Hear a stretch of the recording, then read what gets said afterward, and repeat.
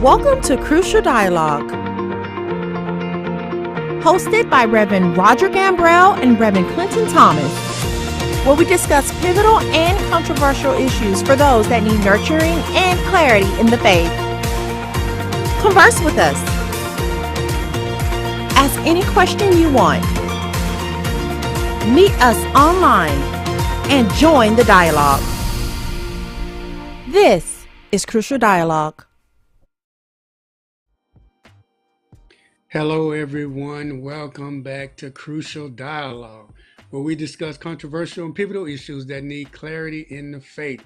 It seems like it's been a while since we saw you and you saw us, but nevertheless, it's good to be back online again. As always, I have with me my co-host, Reverend Roger Gambrell. Pastor Gambrell, tell us how you doing today, man. I'm good, man. I had a good day at work with the kids. I just look forward to doing some Crucial Dialogue. All right. Well, glad to have you. Glad you had a good day. Next, we have with us, back by popular demand, Deacon Andy Jackson. Brother Jackson, how in the world are you doing? I'm doing good. Third month already. You know, time is rolling on this year. Moving, man. So we gotta slow it down a little bit today on this Crucial Dialogue. You know, that way it don't go over their head. Oh man, we got to slow it down. Okay, we got to work with restrictions today. Okay, we can do that. And then we have all-time favorite, always glad to have with us, Deacon Trevor Blaylock. Brother Blaylock, how you doing today? Fantastic. How are y'all doing? I'm working on data, so don't mind the pixels. Okay, we won't mind the pixels. Well, folks, I'm glad. We're glad to be with you on today for another episode, another edition of Crucial Dialogue. We got a treat for you today. Today, the subject matter is wide open. Yes, it's wide open. And I've been instructed by Deacon Jackson to take it slow so we don't run by anybody, don't speak too fast, so we don't talk over anybody's head. Today, we're going to have a Topic-palooza. That's right. We drew straws, and guess what? We're doing a Topic-palooza today. That's P-A-L palooza. And we're going to have a good time, and we hope to bring some clarity on some issues. And so our producer that's in the background, Pastor Gambrell, Deacon Jackson, Deacon Blaylock, strap your seatbelt on, and let's get ready for this ride. All right, Brouchard, give us our first topic today for this Topic-palooza. What are we going to talk about for the next 15 minutes? All right, what is the point of christening? Do I need to christen my baby in order for his or her soul to be saved? What in the world is the purpose of christening? Do I need to, should I christen my baby, keyword baby, in order for his or her soul to be saved? All right, panel, let's talk about that. What's the point of christening? Do I need to christen my baby? Yes or no? I hope not. Somebody wants to know, what's the point of christening? I don't think it's necessary. I'm not. Yeah, I'm not sure if I was. I'm pretty sure I wasn't. And I don't think I've done it to either one of my three sons. I understand the ritual or the ceremony behind it. I think it does hold some validity to introduce Christianity to children at a younger age. But you know, as a father of three, anything past 4, anything before 4 or 5, they not gonna remember it. So. Yeah, that's good. Well, Trevor, we're going to put you on the hot seat. Is that first baby boy, is Trevor Jr. going to be christened? Probably not, but I think the only purpose is something similar to what happened with Samuel, where he was dedicated, maybe. I don't know Uh-huh. what the history of christening is, but I could see something like that, where if you pray to God for a child and you said that he or she will be put to the service of the Lord, maybe, but they have to make that decision on their own, Okay. They have to make what? The baby has to make the christening decision on their own? whether to serve the Lord. Yeah, okay. All right. So, but look, a lot of people make a big deal out of this. That's the time to get a new suit, to rent a tux or something. You bought a little outfit for the little girl, and the little boy got his little cap on, and then you got godparents. That if you ever been, I've been the services I've been to where there was a christening involved. You got the designated godparents are standing up there. Is it all a waste of time, or is it just another little a reason to get together? Let's talk about that. I'm gonna say this: when you stand up and do it, there are some things that you're saying that you need to understand that you're saying. Mm-hmm. So let me explain to you an example. Some years ago, we were having VBS at the church, and a lady was really adamant about having her child baptized Mm-hmm. at the end of the week. And so I sat the lady down and explained to her what baptism was about in regards to the child, but also in regards to her responsibility. And it really became an exchange where the lady was offended. And it wasn't my intention to offend her. But I do believe it was my responsibility, being a church leader and a church pastor, to explain to her what that meant. Because number one, when you christen a child, you're saying it's really a type of dedication. Mm-hmm. What you're doing is you're saying, you're making a public declaration that you're going to disciple this child and bring this child up in the nurturing and admonition of the Lord. You're really proclaiming Ecclesiastes 12:1, Proverbs 22:6. It's a public declaration. Number one, to the people as witnesses, but ultimately you're making a promise to God. That's serious because it's really akin to a vow. So it's not a rule to christen your child, but the scripture does teach that parents are supposed to disciple their kids.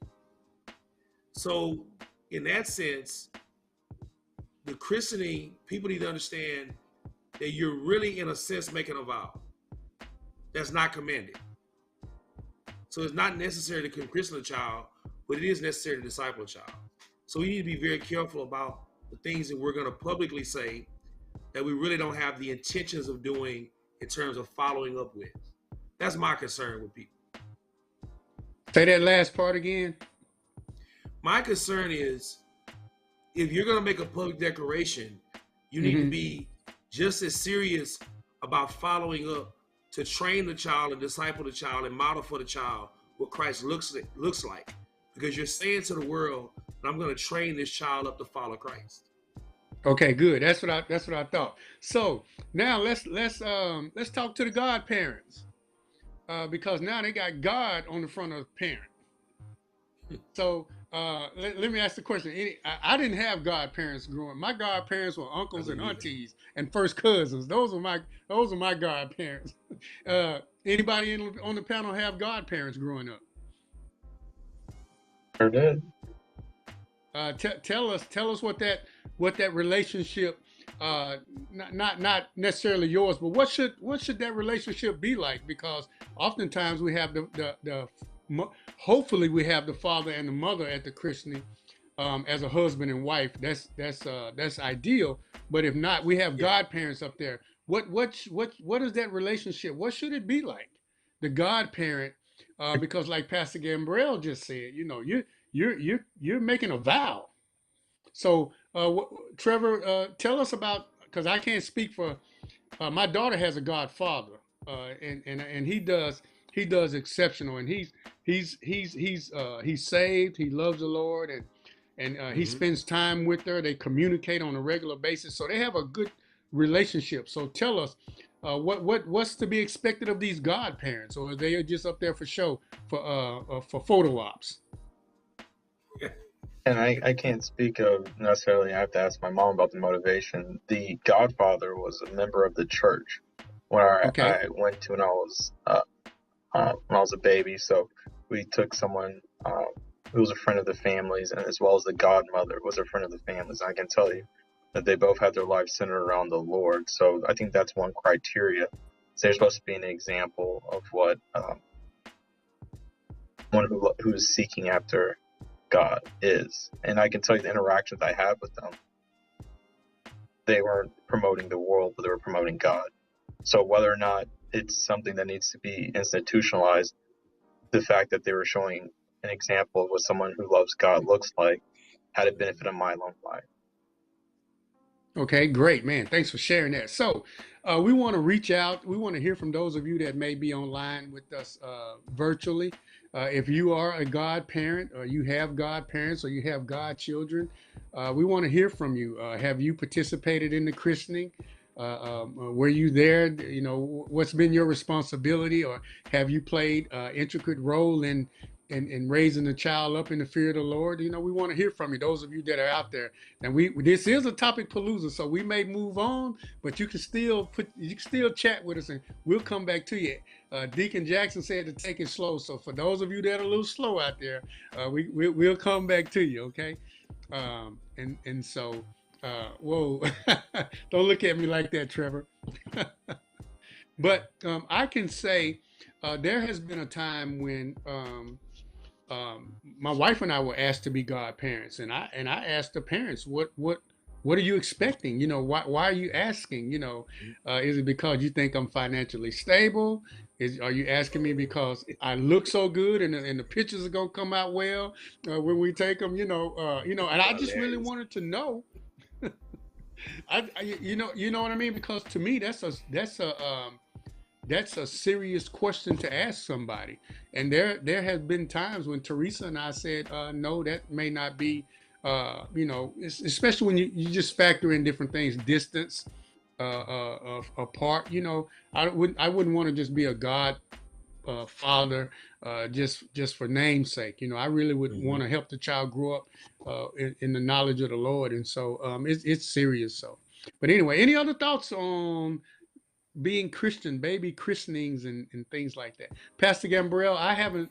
I have been asked to take part in a christening, but it hadn't come yet. Have you? Have you had the privilege to do one before? Yeah, I have.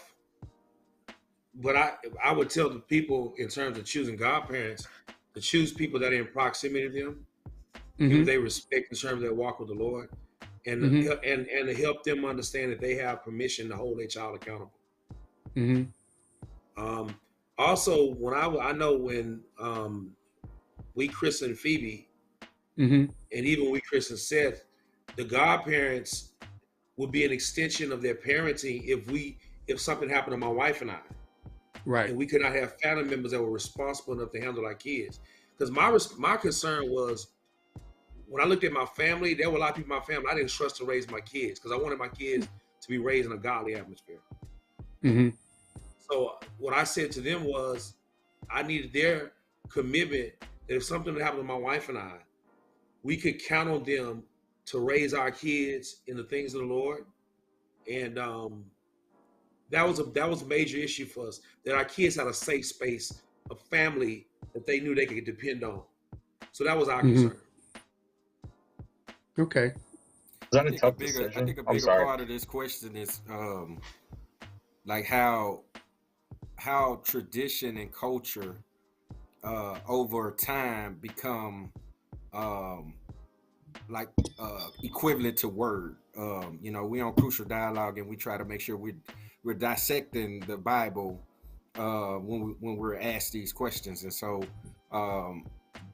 for us, for people, like Gabrielle said, they get offended when they want to be a part of a tradition that is a reflection of the church.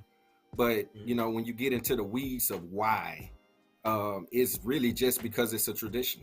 It's really no fundamental biblical understanding of why they're doing it. They just like, oh, she got Christian, so I'm gonna get Christian, or I got Christian, so I'm gonna get my child. And then it becomes more of a performance or a ritual, which is, you know, borderline, you know, when you're talking about how God and how he gives us instructions. You know, when we start to create our own, you know, it begins to stray farther away from what the word is telling us. Okay. Trevor, you about to share something with us. No, I had a question for Pastor Gambrell. Because usually when we think about those, we don't like to think about those moments. But when we do, we think we're going to give our child over to the family. But the fact that you're made a qualifier that you wanted them to be raised in a Christian home as opposed to familial, I was just wondering, like, was that an easy decision on your part, or what was the thought process behind that as a future parent? It wasn't easy, but my concern was the spiritual nourishment of my kids. And I know people in my family, I love them, but I know where their lives are. And I'm very concerned about the influence in my children's life. And I think that I'm very careful of who's in my kids' life, as any father should be. Because, and I know that you can't protect your kids from everything. You're really being unwise if you believe that. But I believe that to some degree, if we really, and I know every man on this Crucial Dialogue love his kids to death, want the most positive, godly role models in their life, and want people in their life that's going to bless their kids and nourish their kids' life and those type of things. That's what drove my decision. And I love my family, but there are some family members that I was struggle with. But then too, it's hard to find extended family who can take your kids, because I don't have one sister. Mm-hmm. So I had to think through. My wife and I were like, who? Then we looked at the list of people. Then we realized, whoa. And then it's not that big a deal. But we are, nobody wants to think about the fact that they may not be here for their kids. Yeah. But it's it's just something we thought about, and we thought through, looked at it, and we talked to the couples that were involved, and they were more than appreciative of our trusting of them. And so that's what even made more of a blessing, is that we also. Well, let me say this. I'm gonna step back. What made it a blessing for me was that I actually had people I could trust with that responsibility. Mm-hmm. There are a lot of people today that don't have anybody. So for me, it was a blessing that we learned that there were families who would say, sure. They valued us and stuff, say, we'll make the sacrifice if something happens to you. That in itself was a blessing to me. So that answered Trevor. I mean, did that kind of clear it up? No, I think that's wonderful, because from the other perspective, right, having someone who's willing to raise someone else's child in a godly fashion, like, that shows you have a true bond and relationship, and you have true fellowship with that person. So that's what we're here for, though. So I just curious, do we have anyone in our lives that we can say, hey, if I call today, I trust you, and would they say yes? That's a challenge that we should be asking ourselves. That's what I'm talking about. Yeah, it is. Bouchard, can we see that comment that was on the screen before our time runs out on this palooza? From I think it was from Dwight. Part 8. It was okay. There it is. Dwight says, I think it's a great point. The godparents being committed to the Lord. He says, my generation just choose their best friend, and they don't factor in whether or not their friends are walking with the Lord. So here's a young man, and so he's in his early 20s, and he's experienced some friends selecting godparents, and they select their best friend. Which is their best friend now until they fall out. Hopefully they don't, but you know how young people can be. Y'all know how it was when we were young. And then they don't factor in whether their best friends are even walking with the Lord. And I think that speaks, that's what Pastor Gambrell and Trevor's question speak to that. That's so important. because we are going to leave here someday. Like you said, Pastor Gambrell, we don't want to think about leaving our kids, but it's a possibility. And so who we leave for, who we choose rather, who we ask to be godparents, that's a serious and needs to be a wise decision that's made. Trevor, I'll just say you got 3 candidates that on the panel that love you. We would fill out the Godfather application, but I need you to check the box that I don't have to spare the rod. If you check that box, so we don't spoil the child. I don't know, man. If it's my son, yeah, Trevor, you can spank his behind. If it's my daughter, I don't know. Hey, That's gonna be a hard one. You got 3 brothers on the screen that love you to death, and we'll fill out the application, but I need that box to be checked. No, just kidding. All right, Mr. Producer, what's our next topic on this Topic-palooza? What are we going to talk about next, Bouchard? Oh my God. Is it a sin to assist someone in death? Oh my God. Let's see. Somebody want to start this one off? I'll start. Is it a sin to help somebody? I'll start. Well, go ahead, Trevor. Right. So there was something impactful that was shown while I was in the youth ministry. It was someone who had terminal cancer, and they did a video, and they also went on like a speaking tour to different high schools. It was a teenage person. Yep. And so the remaining part of their lives, they were spreading the gospel. My thing is, if someone is in pain or is in a terminal situation where their death is close and they're trying to accelerate it, do they think they cannot be a vessel for God to share the gospel? Because that person, till their last dying breath, was sharing the gospel. So why would you want to accelerate that potential witness and testimony to other people? So that's why I think that would be a sin, because you're going against the potential of them growing God's kingdom. Okay. All right. And the perspective of that answer is based on, Andy, would you want to say something? I'm sorry, I want to jump ahead of you. Well, like I say, that the question sounds a lot like murder to me, but maybe yeah. we thinking outside of the box for this one, so because we know murder is a sin. Yeah. I would say it is, and people's perspective on this is gonna be different because some people believe it's assisted suicide. There are at least 3 or 4 states in America that allow assisted suicide if you're a registered doctor or have the credentials to do that. I'm not saying that it's right, but I just think that if someone is asking you that, depending upon your perspective and what you believe about God, it's an opportunity to, yes, Sister Higgins. I believe you have the opportunity, you should try to help them to give their life over to the Lord and to trust God with the rest of their life. And that would be difficult because different perspectives, what people believe, where their mind is, what they've gone through, really affects their responses. So that's a challenging question, but I believe it's a yes, because we're supposed to value life, and we need to bring people to real life and help them to know life, to know Christ, and to make sure that they have a relationship with God and that God controls life and death. It's a question on the screen. Who helped terminal patients? I'm not sure what she's asking. I think it was connected to her last part. Oh, okay. Kevorkian, she talking about Jack. Was the guy. Yeah, Kevorkian was the guy that was real famous for pushing this idea of people having the right to die. Yeah, that was the issue, the right to die. From our perspective, we believe God controls life and death. So we would say to people, no, you should not take your own life. But from a secular perspective, someone that doesn't believe the Bible, have a Christian worldview, that be totally like nonsense to them because they say you're gonna die anyway.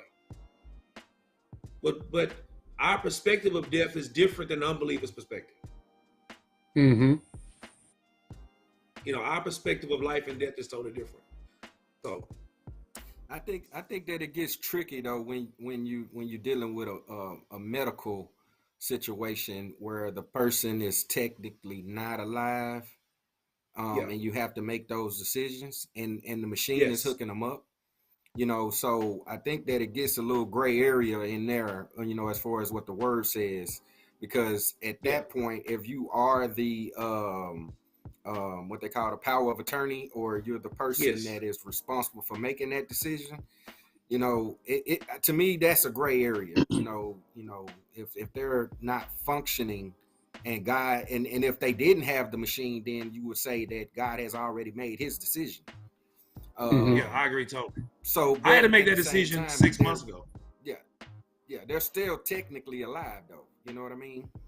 So, like I say, for me, I think that question can go a lot of different ways. Like I say, I know murder. If you help somebody die in a way that you've caused the death, I mean that's a sin. But if you've been placed as power of attorney in a terminal situation and that time comes up, I don't know if God is judging you in that manner, that way.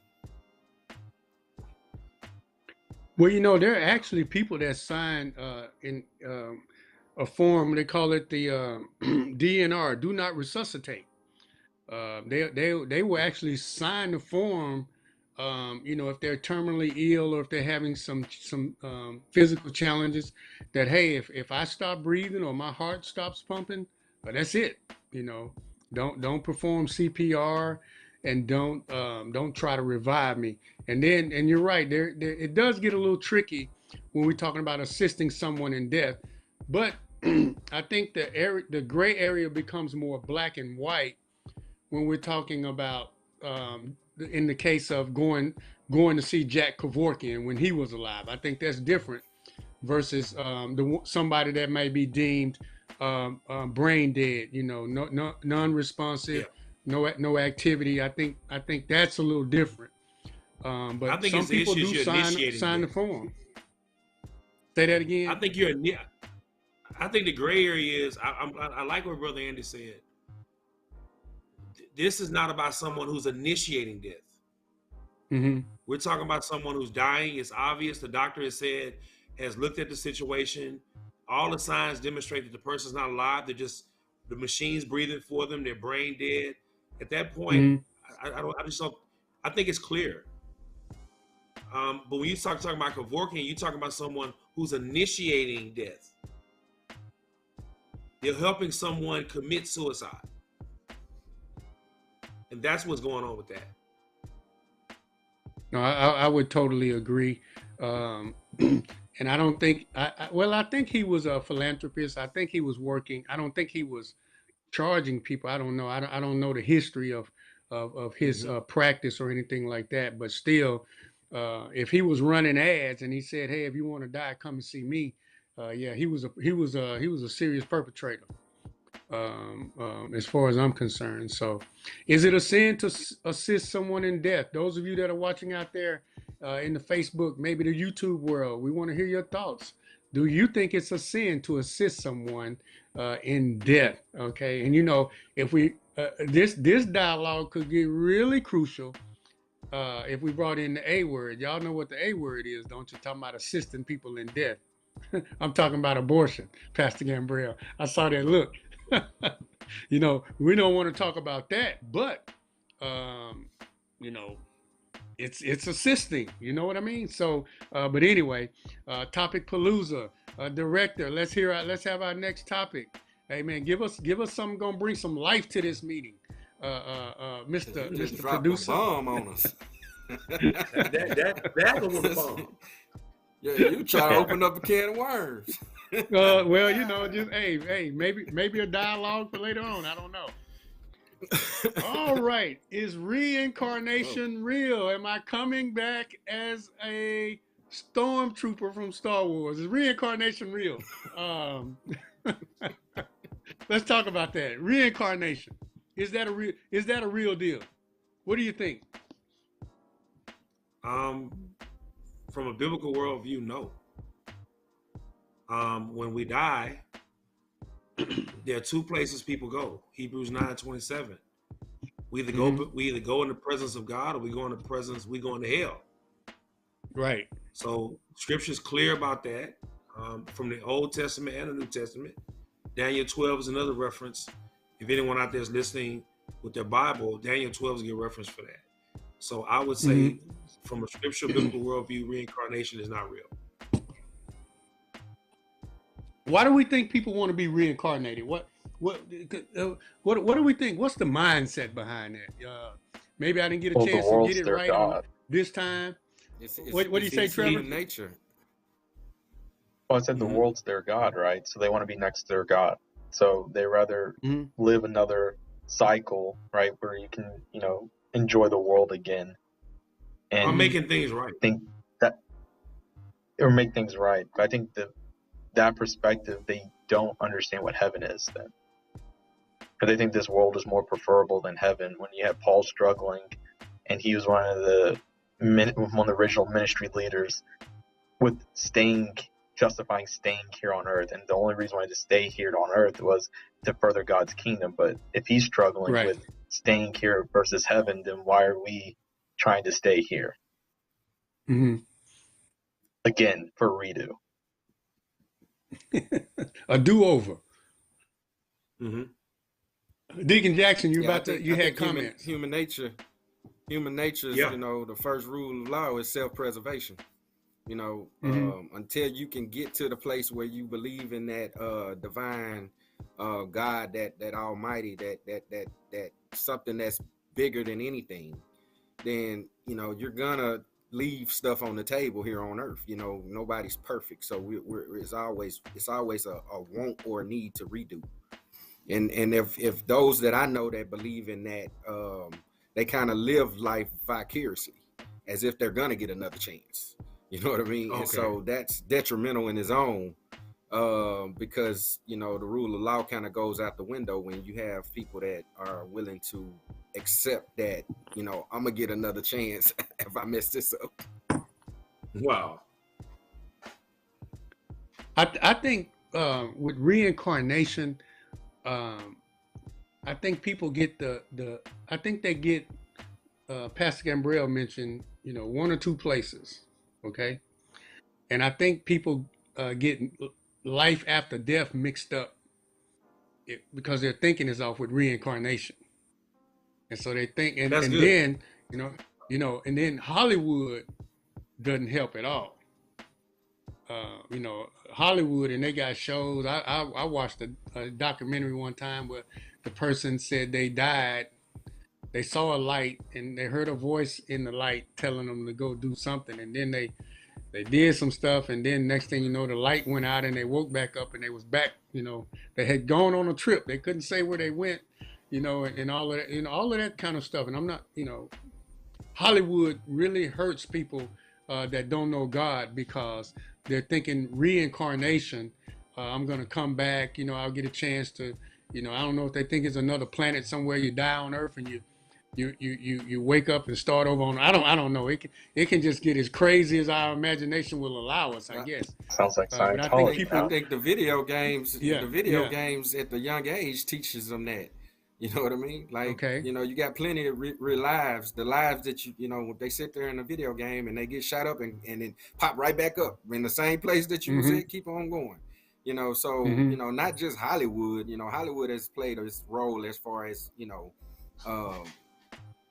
not necessarily being truthful with how to represent the Bible and the Word, but when it comes to these video games, even when I was playing back in the 80s, at least we didn't have memory cards, and if you wanted to pick up where you left off, you had to get that little deodorant stick and stick it in there and make sure you put the towel over it so your parents won't see that it's on all day, and then come back in and just start where it left off at.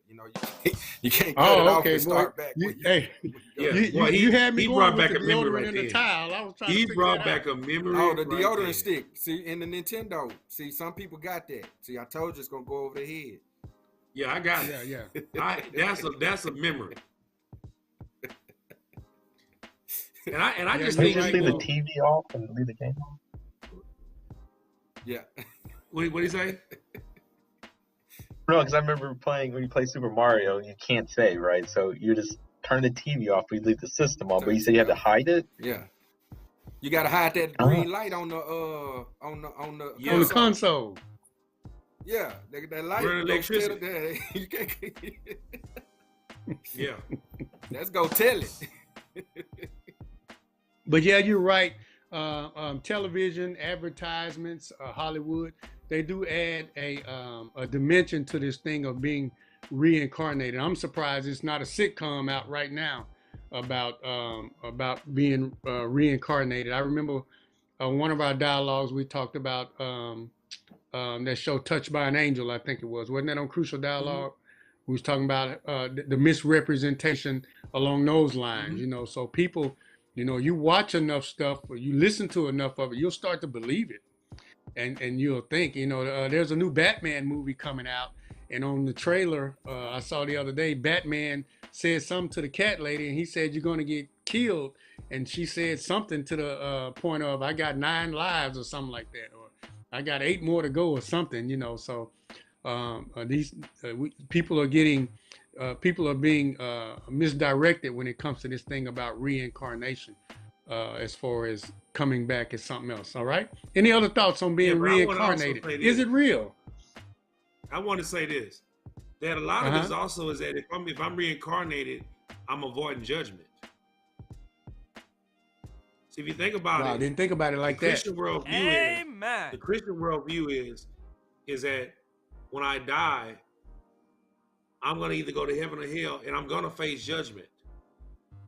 If I'm reincarnated, I come back with another chance on a maybe I either level up or level down based upon the way I behaved in this life, and so I'm always getting unlimited opportunities to make it right. Mm-hmm. Whereas from a biblical worldview, we know that you got one life, and you need to have a relationship with God through His Son Jesus Christ. And if you don't know Christ, which means that makes demands upon my life, and if I don't want to do that, then I'm not going to believe that.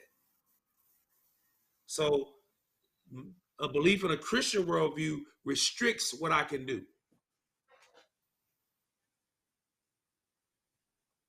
So that's why I think people would lean toward reincarnation. All right, Jackson, go ahead. I wanted to just like as far as like the reincarnation, the I guess the understanding of it. A lot of times it get, I guess, exaggerated when you're dealing with certain people that may have wisdom. You know, you come across people that are just a little bit smarter than other people, and you know, a lot of times the older people will say, "Man, he done been here before." You know what I mean? Mm-hmm. But we don't necessarily equate like the spiritual part of that and how we're connected as beings all the way to the top. But we look at it more of as spooky. You know what I mean? Like, oh man, he got wisdom and he's been here before. And so that makes people think that that's a thing. You know what I mean? Like reincarnation is a thing, when the reality is that, you know, God is divine. You know what I mean? There's nothing for him to plant a seed in me that was in my grandma or that was in my great grandma. You know what I mean? And so those kind of things that come out, and like I say, the spooky Christians will be like, "Oh, he done been here somewhere before." You know, he done been here before. I never thought about that, because I hear people say that all the time. That man been here before. Yeah. Been here before. That's an old saying. That's suggesting that he's reincarnated, right? That's true. That's See true. what I mean? And words, we don't really equate it, but like I say, it makes sense when you come across somebody that is young, especially, and they talking to you like they grown. You be like, hold on, wait.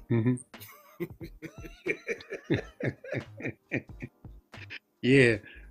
All right. Is reincarnation real? Producer, give us our last topic for this palooza on today. Give us one more. Make it a good one. Topic-palooza. There is a person that I help out from time to time with money, food, etc. But now it seems like I'm being taken advantage of. As a Christian, how much help is too much help? Asking for a friend. Yeah, I've asked questions for my friends too.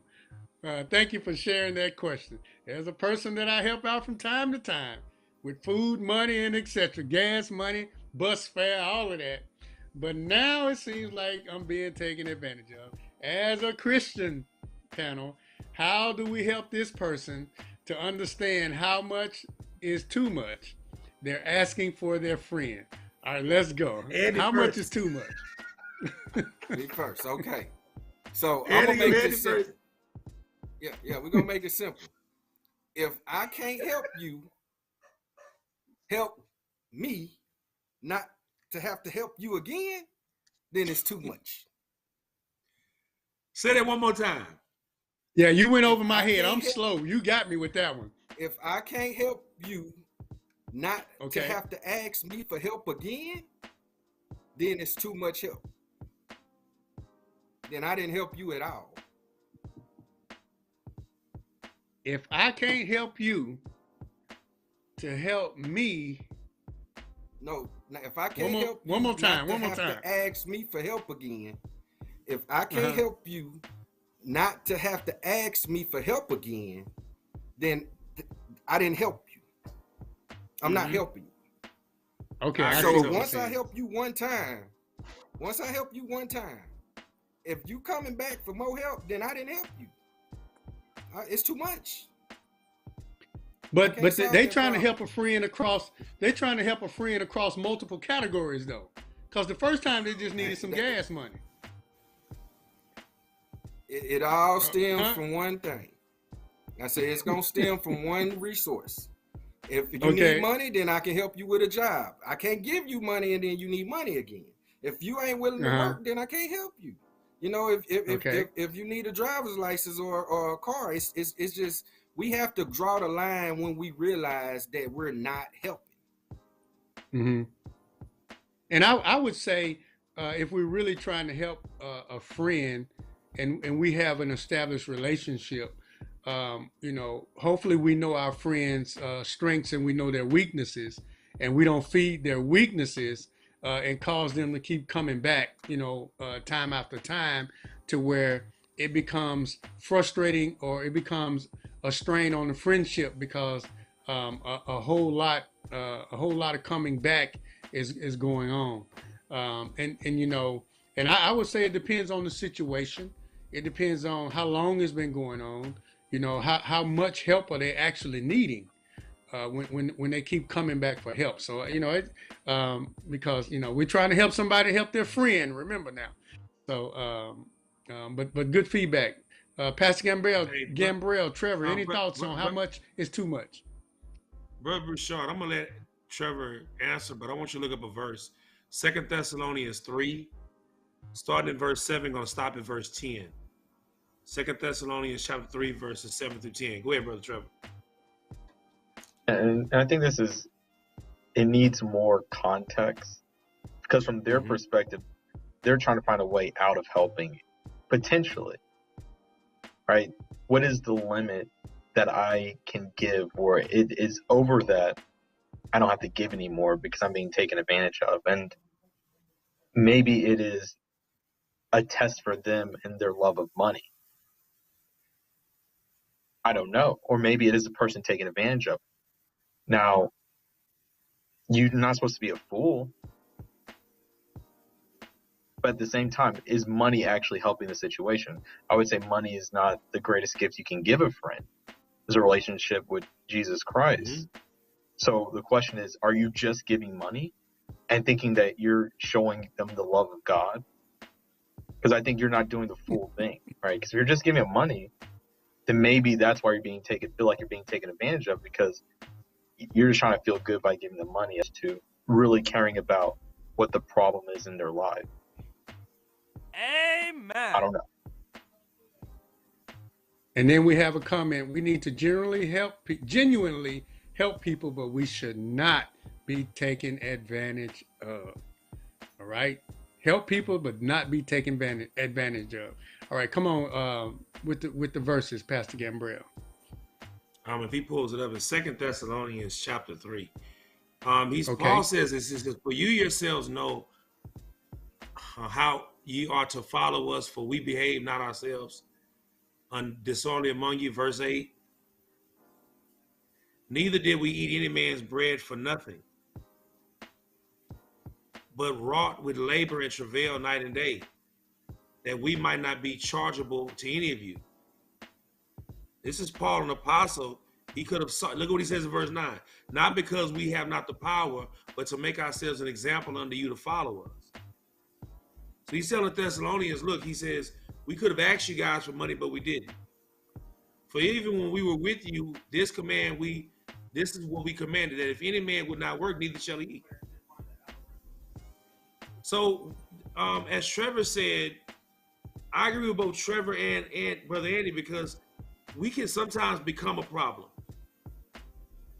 by continuing to give people money and really feeding the problem.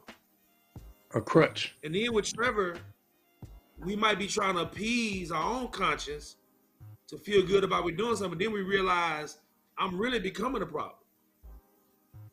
So you really gotta ask a person some simple questions. What is going on with your money? And see, typically what I find in situations like this, that's when the defenses come up. You know what? Why are you asking all these questions? Well, wait a minute. I don't have unlimited You're supposed money. to be my friend.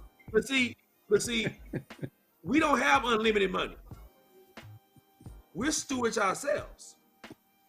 So, you can't be a fool with your money and then get mad at everybody else for being wise with theirs. So I would just simply say, at some point, what's going on with you? Stop the giving. What's going on with you? Why are you always asking for money? You're going to find out then where they are. Because if the person is genuinely having an issue, they're going to tell you what the issue is, and then you can bring a solution to the issue so they can stop asking you for money. I like Andy's philosophy. Solve the problem. Like if you ask them up front, like a lot of times we're passive in that first time, where anybody can just roll up on us and be like, "Hey man, let me borrow something." I think if you create a culture of making some people ask some questions before you let them borrow anything, it'll shorten up that window of people that think that you okay to be got like that. I try to make it a point to, if I'm gonna help somebody, I need to have a conversation.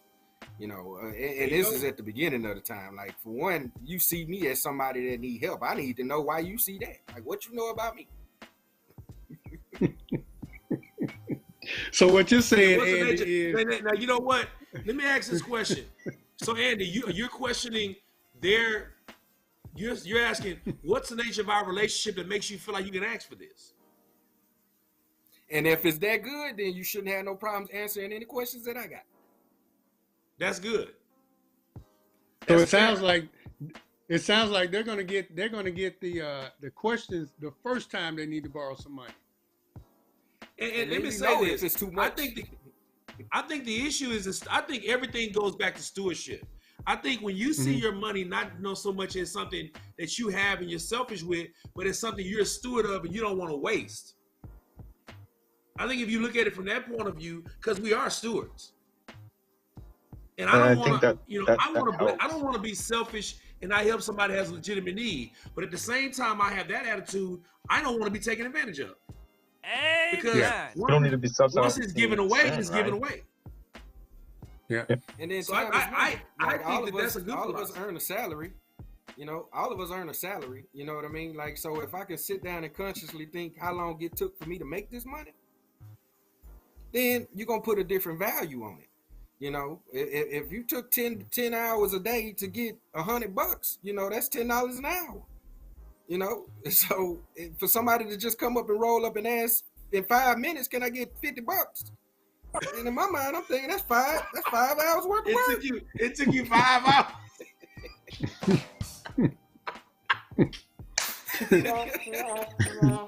I'll just give it to you. Yeah, if people have a Trevor, legitimate you had a need, comment? Go ahead. I'm sorry, bro, Trevor. And I think partly is what is this use of friend? Because the friends I have, I am not mistrusting their motive, and I know that they will be open and honest with me. The question is, who are you surrounding yourself with? that you are doubting their intentions. Now, we all are tempted by sin, but again, I agree. We shouldn't be subsidizing sin in other people's lives. We shouldn't be financing them and the addictions that they may have. And then what I was trying to get at is I know that I can have a problem with holding on to money. So I also don't want to be mindful. I think we always have to be conscious, like, am I trying to hold on to my money? And is money becoming my God? Because when money becomes your God, you have to give. That's the solution to that. But I don't want to give to someone who's going to use that money for sin either. So I'm going to have to give it to the Lord. I know that's one safe way to do it. Well, if you give it off the top, then everything left, you can make it that decision.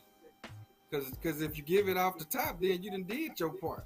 So anytime somebody asks you for other than that, you need to question it. You know? Well, I'm gonna say this. I'm gonna say even to this.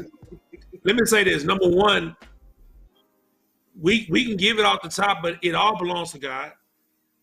But we do need to be. My thing is we need to be wise with the money we have. We don't have money that's just endless, and people shouldn't feel as if I can just have it if I ask for it, and you should give it to me. No, because I'm a steward of it, and I don't want to mismanage it.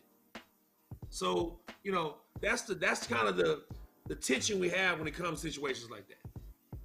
Amen. On top of the fact that I got 3 kids, so it's always something to give to them. So you always giving something. You a dad. All right. Well, guys, this has been an interesting topic-palooza. So we've dealt with, is baby christening necessary? We dealt with, is it a sin to assist someone in death? Is reincarnation real? And how much is too much when it comes to borrowing? And those of you that are listening, if you need to borrow from a friend or a family member and they start asking you questions, you should not get offended. You should not be offended if they want to know what you plan to do with the money that you're asking them, that they worked hard to earn, what you're gonna do with it. And if you don't want to answer the questions, don't ask for the money, the food, etc. unless you're in dire need and your situation calls for it, because there are certain situations. All right, we're gonna start from my right and move back to the left. Closing comments on this Topic-palooza, episode number 30. Brother Blaylock, anything you want to shout out, you want to say as we shut this one down, this Topic-palooza? Yeah, and I think the important thing from this Topic-palooza is to look to the Bible for the answers of the questions that we have and to trust its guidance on it. Sometimes we get answers that we do not like to hear, but it's the truth. And so we have to compare our thoughts with what the truth is and realize that our thoughts are faulty. All right, very good. Deacon Jackson. Yeah, I know it's a scripture that says, lean not to your own understanding. And so Proverbs. As we discuss these paloozas, it's great to be able to kind of bounce topics around that allow us to go back and forth through the Bible to kind of justify what's real and what is projected to perceive to be reality. Because sometimes that is real to certain people too. So just good to have a dialogue that allows us to kind of expand, different topics and bring people in to try to give more clarity in the faith. All right, Pastor Gambrell. I couldn't have guessed any one of these topics tonight. That's the first thing got me off. I sent in some verses to Brother Broussard thinking I could guess what we're going to talk about. Man, none of the verses anyway. So this was a great discussion. I appreciate you brothers. Good dialogue as always. Yeah, man, I couldn't agree more. I was trying to read. I was trying to read his mind and say, okay, which way is he going to take us? But good job, Broussard. You caught us off guard with these topics. But I'm sure that somebody was helped on today dealing with one of these subjects, one of the 4, the baby christening, assisting someone with death, especially reincarnation. we might have to just come back and visit that one as a dialogue all by itself. And then how much is too much when it comes to borrowing. So great dialogue, guys. You guys got some great minds. It's always a joy being online with you. And so looking forward to the next time when the four of us can sit down and discuss crucial things that people need clarity in the faith. And so glad to have you folks. Thank you to those of you that sent in your comments and your questions to help us along. We appreciate you watching, and we want to encourage you to join us next time. Same crucial time, same crucial channel. This has been a wonderful Topic-palooza on Crucial Dialogue. God bless you. We love you. See you later. Thanks, guys. This podcast is made possible by listeners like you. Make sure you never miss a show by joining us on Mondays at 6 p.m. by going to our website, powerhouseoflove.org, our YouTube and Facebook channel, or the Google and Apple Podcasts. Hope you tune in next time.